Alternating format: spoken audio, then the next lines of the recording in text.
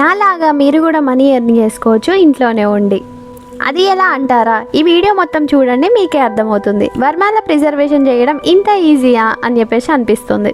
Video చూసే ముందు subscribe అని లైక్ చేసుకోండి. మనం తీసుకోవాల్సిన ఫస్ట్ ప్రికాషన్ ఏంటంటే, వుడెన్ ఫ్రేమ్స్కి గ్యాప్స్ ఉంటాయి. లిక్విడ్ అనేది లీక్ అవ్వకుండా ఫస్ట్ మనం అదంతా కవర్ చేసుకోవాలి. చాలామంది యూవీ రెజిన్ యూజ్ చేస్తారు, కానీ యూవీ రెజిన్ వేస్ట్ ఎందుకని చెప్పి నేను మాత్రం టేప్ యూజ్ చేస్తాను. ఫ్రేమ్లో ఈ క్లాత్ ఎందుకు పెట్టానో అర్థం కావట్లేదా? ఇది ఒక ట్రిక్ అండి, అది లాస్ట్లో మాట్లాడుకుందాం. కావాల్సిన వాళ్ళు లాస్ట్లో చూడండి. ఫ్లవర్స్ అనేవి మంచిగా ఐరన్ చేసుకొని వేసుకోండి, ఎందుకంటే లిక్విడ్ అనేది తక్కువ పడుతుంది. ప్లస్ శాండింగ్ కూడా చేసుకోవాల్సిన అవసరం ఉండదు. రెజిన్ చాలా కాస్ట్లీ కాబట్టి సింగిల్ డ్రాప్ కూడా వేస్ట్ చేయట్లేదు. రెజిన్ అనేది మంచిగా స్ప్రెడ్ చేసుకోండి, ఫ్లవర్స్ అన్నీ డిప్ అవ్వాలి కదా. ఫస్ట్ లేయర్ మొత్తం క్యూర్ అయినాక ఈ డెకరేటివ్ ఐటమ్స్ అండ్ ఫొటోస్ ఇవన్నీ పెట్టుకోవాలంటే చాలా టైం పట్టేస్తుంది. మళ్ళీ ఫెవికాల్తో ఆగవు.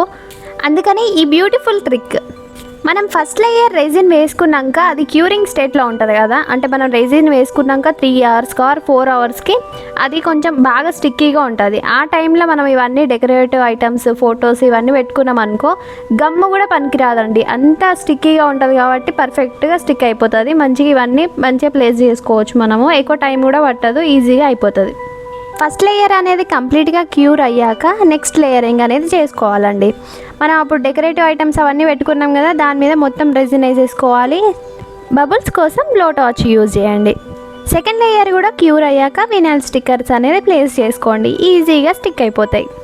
నెక్స్ట్ థర్డ్ లేయర్ కోటింగ్ చేసే ముందు కొంచెం లైట్గా శాండింగ్ చేసుకొని థర్డ్ లేయర్ కోటింగ్ చేసుకోండి. ఇక్కడ మనం 2 frames చేస్తున్నాం కాబట్టి 2 framesకి ఒకటేసారి చేస్తున్నాం. ఈ లేయర్ చేసినప్పుడు మాత్రం బబుల్స్ గురించి చాలా కేర్ఫుల్గా ఉండాలి. మనం 2-3 times చెక్ చేస్తూ ఉండాలి. బబుల్స్ వస్తే బ్లో టార్చ్తోనే క్లియర్ చేసుకోవచ్చు. థర్డ్ లేయర్ కూడా క్యూర్ అయ్యాక ఇంత మంచి బ్యూటిఫుల్ అవుట్పుట్ మీ ముందు ఉంటుంది.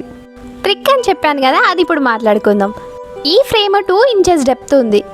ఈ 2 inches డెప్త్ని మనం రెజిన్తో ఫిల్ చేయాలంటే కస్టమర్ ఇచ్చిన మనీ మొత్తం పెట్టినా కూడా సరిపోదు. అలా అని ఎక్కువ కాస్ట్ చెప్తే కస్టమర్స్ ఆర్డర్స్ కూడా ఇవ్వరు. అందుకని ఈ ట్రిక్ చెప్తున్నాను. బిగినర్స్కి చాలా ఫ్రెండ్లీగా ఉంటుంది. ఆ ఫ్రేమ్కి సెట్ అయ్యే క్లాత్ ఒకటి తీసుకోండి. నేను ఇందులో రెజిన్ దాని మీద పోర్ చేశాను, బట్ మీరు మాత్రం అలా చేయకండి. రెజిన్లో డిప్ చేసి ఆ క్లాత్ అనేది అందులో పెట్టుకోండి.